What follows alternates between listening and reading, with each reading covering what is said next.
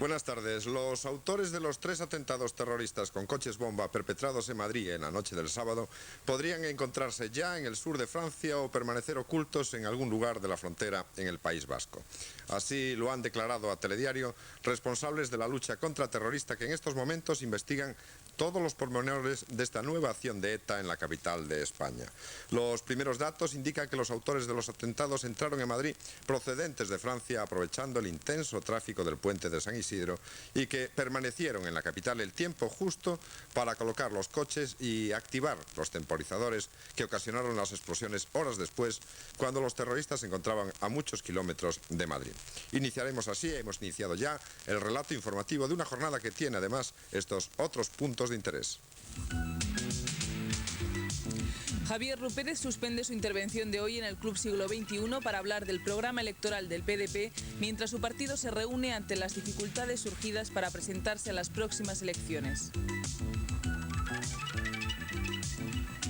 Los españoles nos gastamos 2,5 billones de pesetas en juegos de azar, lo que nos sitúa como el tercer país del mundo, detrás de Estados Unidos y Filipinas, con mayor número de jugadores.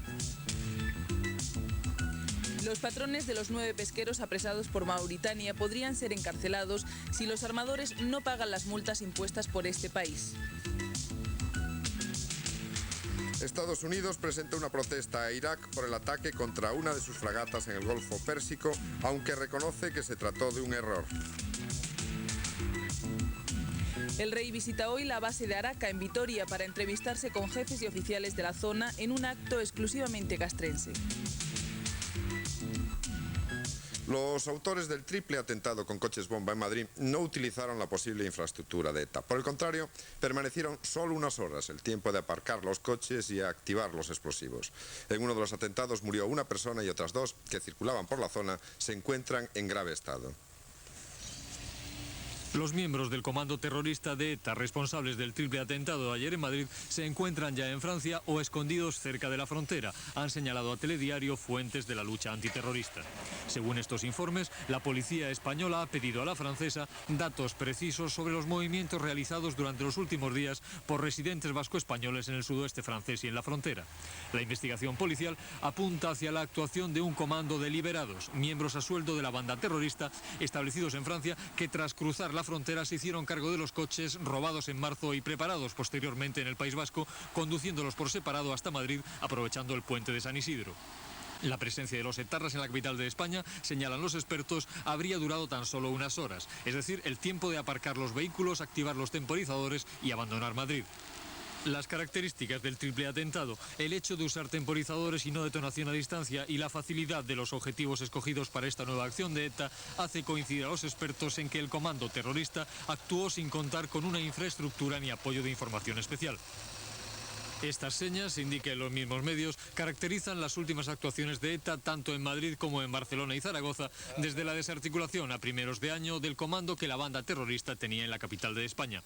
Es decir, falta de infraestructura y falta de apoyo informativo, actuaciones con mínimo riesgo para los terroristas y necesidad de golpes publicitarios en momentos difíciles para ETA, tanto en su situación política interna como en su estructura exterior, muy castigada en los últimos tiempos y con varios comandos, incluido el Madrid, en fase de reorganización.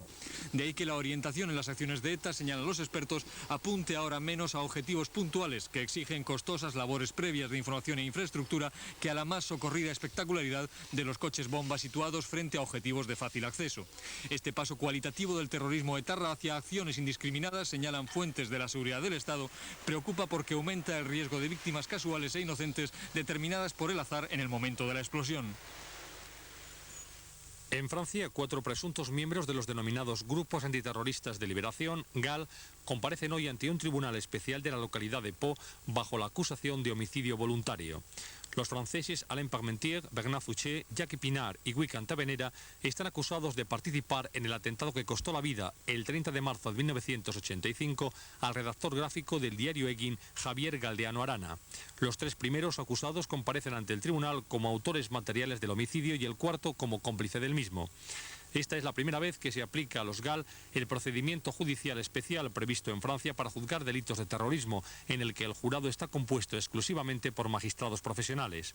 Por otra parte, el Tribunal Especial de Pau ha condenado esta mañana en rebeldía a la pena de cadena perpetua al supuesto máximo responsable del grupo terrorista Iparretarrak, los del norte, Philippe Vidart, acusado de robo y de los asesinatos de 2 miembros de las compañías republicanas de seguridad francesas.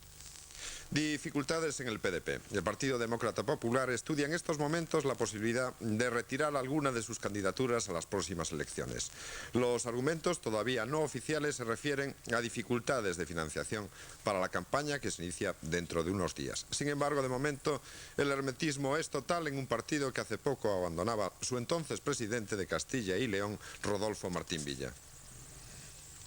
La reunión de los dirigentes democristianos se produce en medio de un hermetismo total por parte de los integrantes del PDP, que han rechazado la presencia de cámaras de televisión para rodar imágenes del máximo órgano dirigente democristiano. A la reunión del Consejo de Dirección, que se prolongará durante todo el día, se han incorporado a última hora de la mañana representantes regionales del partido. En esta cumbre los democristianos decidirán la concurrencia electoral del PDP a las elecciones del 10 de junio y no se descarta su renuncia a presentar candidaturas en aquellos municipios y comunidades autónomas con menos perspectivas electorales y también a participar o establecer limitaciones en la convocatoria de elección de los 60 representantes españoles en Estrasburgo. Javier Rupérez, candidato del PDP al Parlamento Europeo, ha suspendido la conferencia que tenía prevista para hoy en el Club Siglo XXI, en la que iba a hablar sobre Europa y lanzar en el acto el manifiesto político electoral de su campaña a la Asamblea de Estrasburgo. Las dificultades para encontrar créditos con los que financiar la triple convocatoria electoral y las perspectivas de voto del PDP son las razones fundamentales que la cúpula del partido parece que tendrá en cuenta a la hora de decidir su presencia en las elecciones del próximo 10 de junio. En Barcelona ha sido presentada este mediodía la lista de la coalición catalana Convergència i Unió al Parlamento Europeo, una lista que encabeza Carles Gasòliba, con experiencia ya en la Cámara de Estrasburgo, seguido de la dirigente de Unió Democràtica Concepció Ferrer, el economista Joaquim Muns y el exconseller de Cultura de la Generalitat Max Kanner en los 4 primeros puestos. Al acto de presentación de la lista convergente, que lleva por lema Cataluña voz y voto en el Parlamento Europeo, ha asistido también Miquel Roca, el cual aparece en la lista, aunque sea de manera simbólica, en el número 60. Como iniciativas populares, Carles Gasòliba propondrá, entre otras, la adopción en España del ancho de vía europeo, el carnet europeo de la tercera edad o la promoción europea de los Juegos Olímpicos del 92. Convergència i Unió se presenta a las elecciones europeas a nivel de todo el Estado y en su lista aparecen personajes conocidos en el mundo cultural como el pianista de jazz Tete Montoliu o el pintor Joan Josep Terrats. La Constitución tiene un amplio margen de ambigüedad y el Tribunal Constitucional siempre hace de ella una interpretación poco autonomista. Son palabras del presidente de la Generalitat de Cataluña, Jordi Pujol, esta mañana ante la Comisión de Autonomías del Senado. Internacional. Jordi Pujol se ha referido constantemente a un proceso de regresión e involución autonómica que en su opinión se viene produciendo en los últimos años. Queremos, dijo Pujol, que se vuelva a la interpretación del Estatuto que se hizo en 1979 y en cuya redacción participaron, entre otros, Reventós, Lluch, Fernández Ordóñez y Alfonso Guerra. Capítulo importante de la exposición del presidente de la Generalitat constituyó la financiación de las comunidades autónomas. Ahora es mejor este sistema, dijo Pujol, aunque no hay que descartar una revisión si alguno de sus mecanismos no dieran resultados. Queremos una corresponsabilidad fiscal, lo que implica, además del gasto, la gestión de otras tareas más impopulares. Y aquí el presidente Pujol se refería, sin nombrarla, a la recaudación tributaria. Hay muchas cuestiones pendientes, por ejemplo, la normalización lingüística, y esto cuesta dinero, referencia casi continua en esta exposición de Jordi Pujol. No queremos que con el pretexto del cumplimiento de la normativa comunitaria vacíen nuestras competencias. Cataluña, afirmó el presidente de la Generalitat, no renuncia a estar en Bruselas.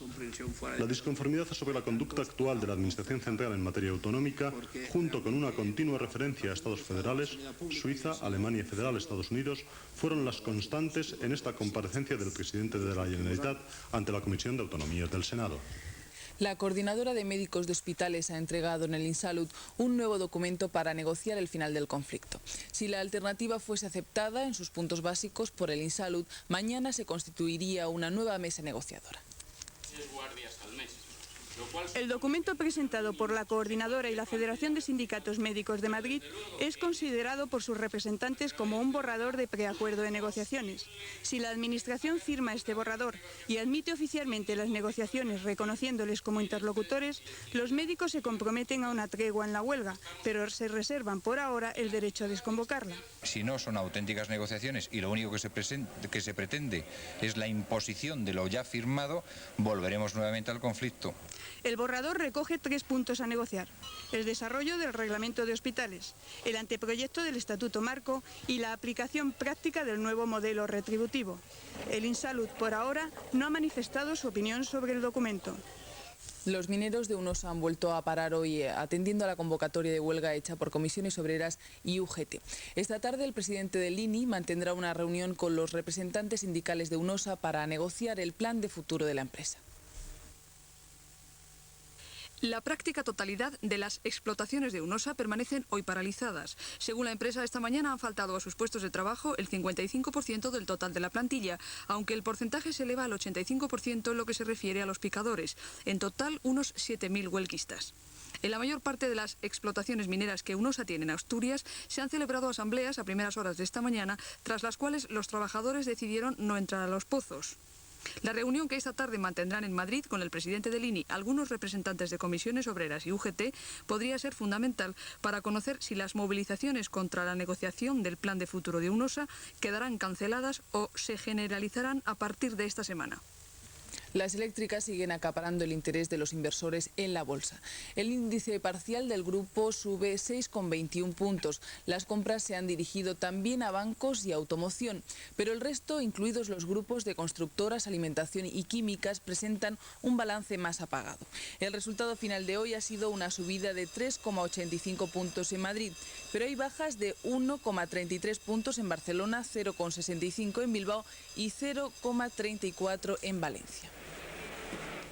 España es el tercer país del mundo en juegos de azar después de Estados Unidos y Filipinas. 2,5 billones se gastaron en juego en nuestro país el año pasado, una cifra que deja atrás el presupuesto de defensa o el de educación. Son 23 los millones de españoles que pierden la cabeza en juegos muy diversos. Máquinas tragaperras, 1,5 billones de pesetas. Loterías, desde la Nacional a la Loto, medio billón. Bingos, 300.000 millones de pesetas.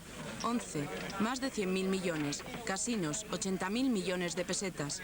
El juego hace perder la cabeza a este país en el que la frase ¿qué te juegas? Acaba con cualquier discusión.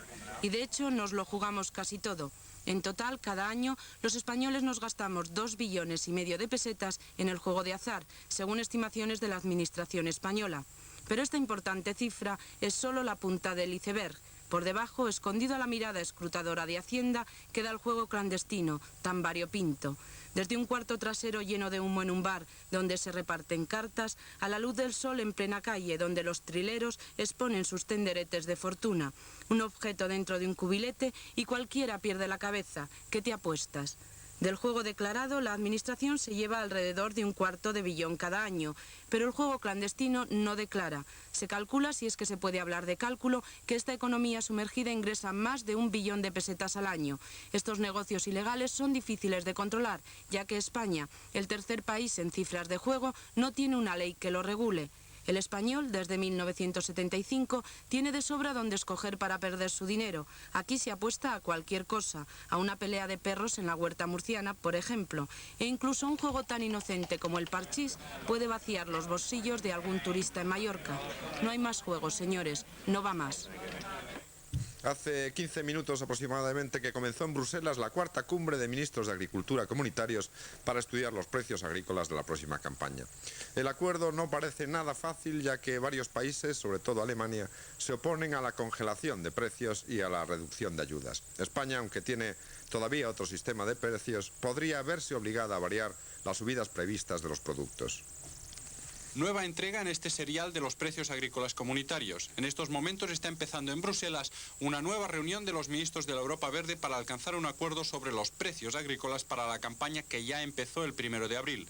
La última reunión que se celebró con este objetivo a finales del mes pasado en Luxemburgo terminó con un sonoro fracaso. La división de opiniones fue completa sobre la propuesta de la Comisión Europea. Esta propuesta incluye una congelación generalizada de precios y, lo que es más importante, restricciones al acceso a los mecanismos de intervención. Hay que recordar que los gastos agrícolas suponen el 60% de los gastos comunitarios. Sin embargo, desde entonces hasta ahora, la situación presenta varios cambios. Por un lado, el Parlamento Europeo ha dado su voto favorable a las líneas generales de la propuesta de la Comisión. Por otro, las conclusiones de la conferencia ministerial de la OCDE que se celebró la semana pasada en París están también en sintonía con la postura de la Comisión Europea. Esta tarde los ministros examinarán una propuesta de compromiso presentada por la presidencia de turno, el ministro belga de Agricultura.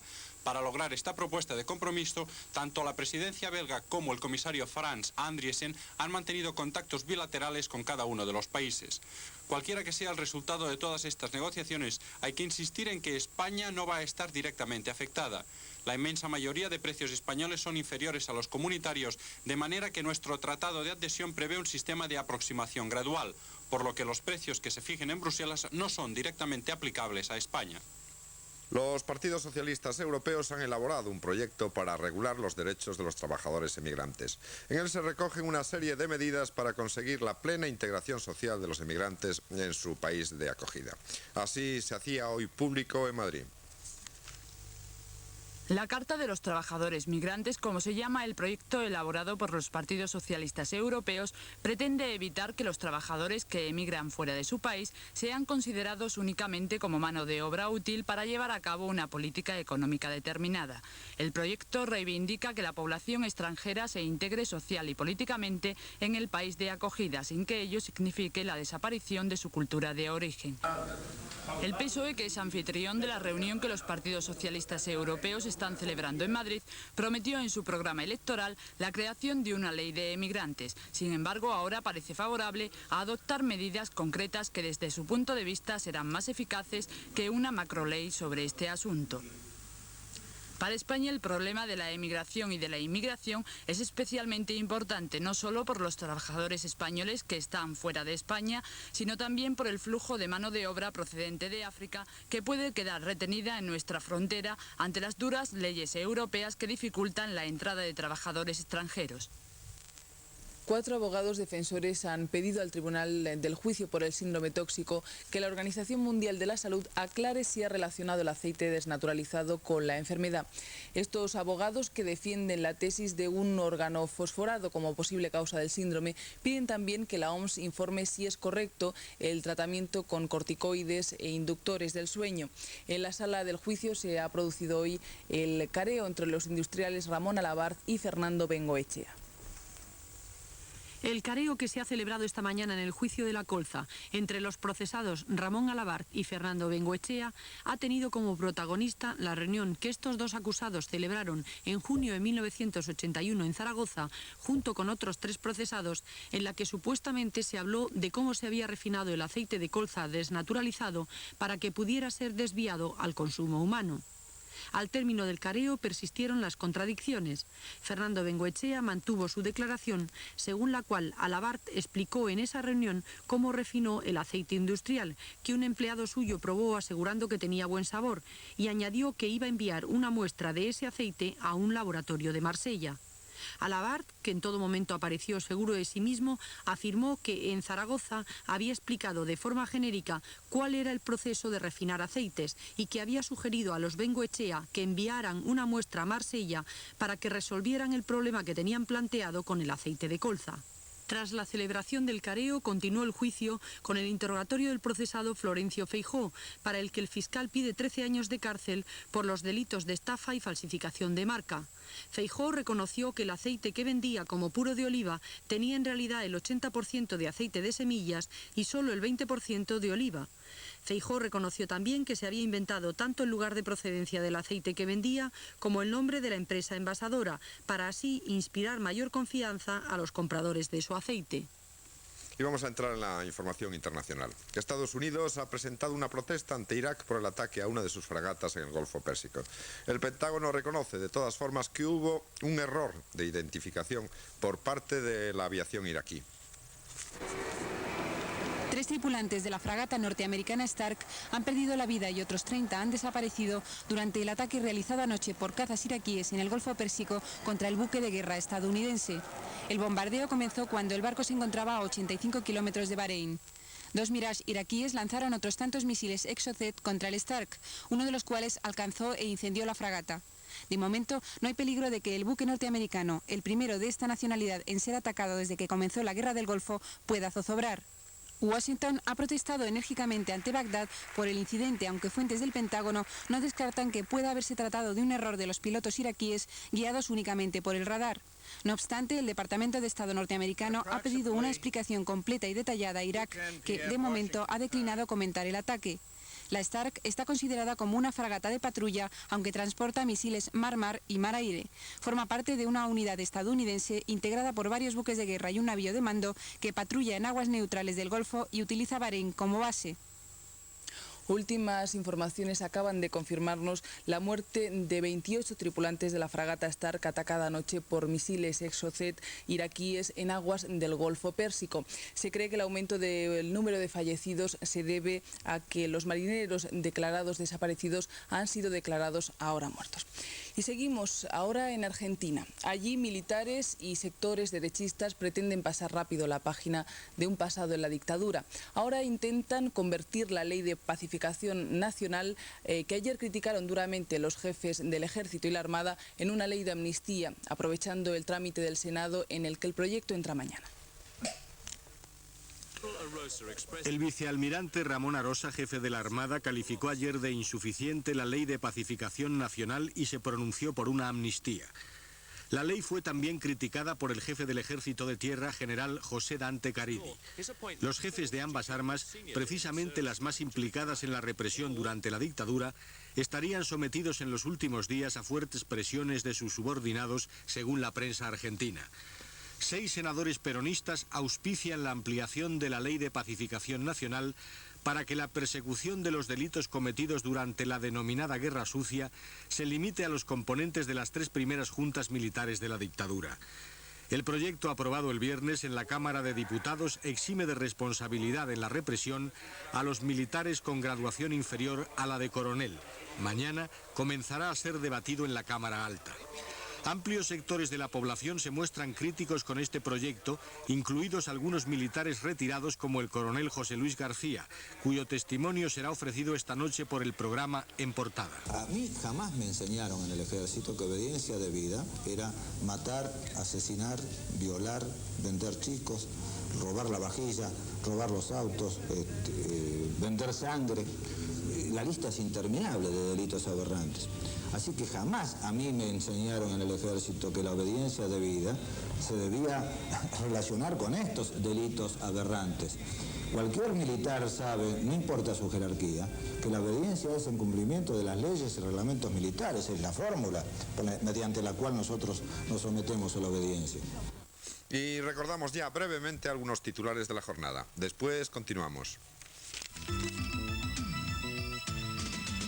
Los autores del triple atentado con coches bomba en Madrid permanecieron escasas horas en la capital y huyeron presumiblemente a Francia una vez que dejaron preparados los temporizadores para lograr la explosión. El Partido Demócrata Popular, que se encuentra reunido hoy, podría limitar su participación en las próximas elecciones del 10 de junio. Mientras, Javier Rupérez suspende su intervención hoy en el Club Siglo XXI para hablar del programa electoral del PDP.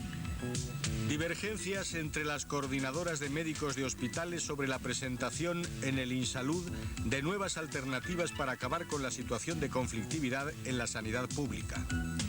Los españoles nos gastamos 2,5 billones de pesetas en juegos de azar, lo que nos sitúa como el tercer país del mundo, detrás de Estados Unidos y Filipinas, con mayor número de jugadores. El rey don Juan Carlos ha visitado hoy la base militar de Araca, en Vitoria, para reunirse con jefes y oficiales de la zona en una jornada exclusivamente castrense. En esta base murieron la pasada semana 2 militares atropellados por un tanque cuando se preparaban precisamente los actos de recepción al rey. El helicóptero de la Fuerza Aérea Española, pilotado por el propio rey, aterrizaba minutos después de las 10:30 en la base militar de Araca, siendo recibido a pie de pista por el Endacari Ardanza, jefe del Estado Mayor del Ejército, teniente general Íñiguez del Moral, y capitán general de la región Pirenaica Occidental, teniente general Castellanos, entre otros mandos militares. El rey don Juan Carlos, tras recibir los honores de ordenanza, ha pasado revista a las tropas que formaban. A continuación, don Juan Carlos ha ido saludando, entre otros, al presidente del Parlamento Vasco, delegado del Gobierno y presidente de la Audiencia Territorial. Más adelante se ha celebrado un homenaje a los caídos en memoria del sargento y cabo fallecidos el pasado jueves arrollados por un carro de combate. Posteriormente, el rey ha presenciado un despliegue de unidades de a pie, motorizadas y acorazadas. Don Juan Carlos, en tono distendido, se ha dirigido en varios momentos a los informadores, unos 40 desplazados para seguir su visita, interesándose sobre si todos eran vitorianos. La base militar de Araca cuenta en la actualidad con una tropa de 1.500 soldados y 300 mandos. Pertenece a la Brigada de Infantería Motorizada 52 y a la División de Montaña Navarra 5. Se encuentra adscrita a la Capitanía de la región Pirenaica Occidental, con sede en Burgos. Los patrones de 9 pesqueros españoles retenidos en Mauritania pueden ingresar en prisión en las próximas horas si no pagan las multas que les han impuesto. Están acusados de haber sobrepasado los límites de captura de pescado. Se trata de 9 pesqueros con base en el puerto canario de Arrecife de Lanzarote que se dedican a la pesca de la sardina. Fueron apresados por las autoridades mauritanas el pasado día 10 de mayo por la tarde. Según ha podido saber Telediario, la detención de estos barcos ha podido estar motivada por la circunstancia de que las capturas conseguidas en aguas de Mauritania tienen que ser vendidas en este país y no en Canarias. Al no hacerlo así, han quedado retenidos y tendrán que pagar una multa aproximada de 16 millones de pesetas por cada uno, lo que supondría una cifra global cercana a los 145 millones de pesetas. Los 9 barcos apresados, según el patrón de uno de ellos, Nuevo Teresa de Jesús, Jeremías Cabrera, tienen licencia. Nosotros estamos faenando aquí con una licencia que nos han concedido este gobierno y pensamos que si están firmadas por el señor ministro mauritano, pues son licencias legales. Sean de la forma o tenga a nivel nacional negociaciones o no con el gobierno mauritano, pero esas licencias pensamos que sí que son legales, eso efectivamente, porque si no, nuestras autoridades españolas no nos debían de dejar o controlar eso y no dejarnos salir a pescar a Mauritania. Nubosidad y lluvias dispersas caracterizan el tiempo en el norte y Mediterráneo. Las temperaturas subirán en la zona sur y se mantendrán en el resto. En la imagen del satélite se observan masas nubosas en toda la zona norte y nubes alternando con claros en la mitad sur y este peninsular. En el mapa previsto para mañana se ve que hay un anticiclón con centro al nordeste de Irlanda que se extiende hasta la mitad norte peninsular y bajas presiones sobre el norte de África que afectarán a la mitad sur. Los frentes se encuentran alejados de nuestro entorno. Mañana se esperan cielos nubosos con chubascos en el norte mediterráneo, Aragón y zonas orientales de ambas Castillas. En las demás regiones la nubosidad será escasa. En Canarias los cielos estarán nubosos al norte de las islas. El Real Madrid se distancia. Su victoria ante el Español y la derrota del Barcelona sitúa al Real a 4 puntos de distancia. El Barcelona deberá en consecuencia ganar el próximo sábado al equipo madrileño para mantener sus aspiraciones de ganar la Liga de Fútbol. Y esto es lo que, en resumen, dio de sí la jornada de ayer. El Barcelona sabía, conociendo ya la victoria del Madrid ante el Español, que tenía que ganar o, en el peor de los casos, empatar ante el Zaragoza. Ni una cosa ni otra, y ahora la disputa por el título se aclara bastante. El Real Madrid está muy cerca de conquistar el campeonato más largo de la historia del fútbol español. Este gol, conseguido por Hugo Sánchez, previo pase de Butragueño, fue el segundo del Real Madrid. Luego igualaría el Español y Michel sorprendió a Encono cuando el partido estaba a punto de concluir. En Zaragoza se adelantó el Barcelona, pero no le sirvió de nada porque Señor, a 6 minutos del término del encuentro, marcó este gol que derrotó al conjunto catalán, ahora ya a 4 puntos del Real Madrid. En el encuentro de la Romareda, el colegiado Benavente Garasa mostró 6 tarjetas amarillas y una roja a Víctor por doble amonestación, por lo que fue expulsado, aunque pese a ello probablemente jugará el sábado. Y por el contrario, se inhibió en lances con caída de Roberto dentro del área y en los instantes finales ni el árbitro ni sus ayudantes vieron esta acción del portero del Zaragoza sobre Klos. En el estadio Vicente Calderón, en ese grupo intermedio, donde la escasa asistencia de público resulta una clara denuncia a la falta de interés de los partidos, debutó ante los aficionados madrileños un futbolista de Brasil, Alemão. Marcó un excelente gol y mereció la calificación de gran jugador pese a que fallara un penalti. Algo más de 600.000 pesetas cobrarán los 141 acertantes de 14 resultados de la quiniela futbolística de esta semana. Los 3.571 de 13 percibirán unas 23.000 y los 40.832 de 12 unas 2.000. Los 212 acertantes de la quiniela del descanso cobrarán algo más de 170.000 pesetas. La recaudación ascendió a 578 millones de pesetas. Los 1.377 acertantes de 6 resultados de la quiniela hípica percibirán cerca de 7.900 pesetas, los 37.672 de 5, 285 y los acertantes de 4 no cobran esta semana. La recaudación de la quiniela hípica ascendió a casi 40 millones de pesetas. Tina Turner. Casi nadie. Anoche la Pantera Negra, la reina ácida, provocó en Madrid una explosión de ritmo frenético, de insinuaciones, de vibraciones, de optimismo también. 28 años lleva en la música Tina Turner y entre su público de todo, desde jóvenes carrozas a heavies y claro está, rockeros de todas las edades.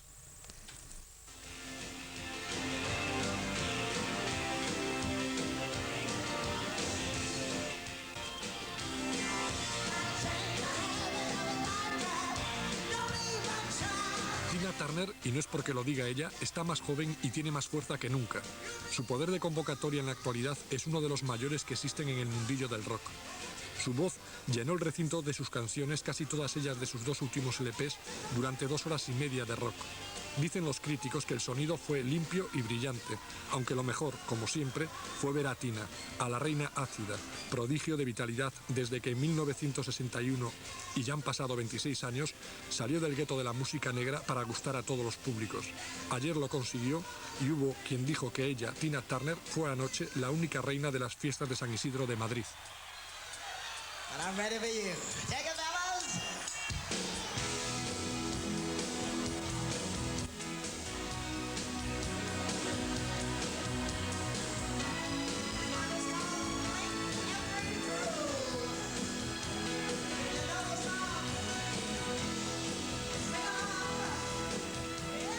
Bien, y así terminamos. Volveremos mañana. Hasta entonces, muy buenas tardes.